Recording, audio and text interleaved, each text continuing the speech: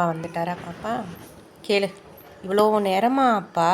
எவ்வளோ நேரம் நான் இங்கேயே உட்காண்ட்ருக்கேன். இவ்வளோ நேரம் ஆகுதா வர்றக்கு? இங்கேயே உட்காந்து பார்த்துட்ருக்கேன். ஒரு வழியாக வந்துட்டியாப்பா? வந்துட்டாரா பாப்பா? இவ்வளோ நேரம் எதுக்காக தான் இங்கேயே உட்காந்துருந்தையா? ம், நீ ஒரே ஜாலி தான் இல்லையா? உள்ளவே வரமாட்டேங்கிறல்ல நீ?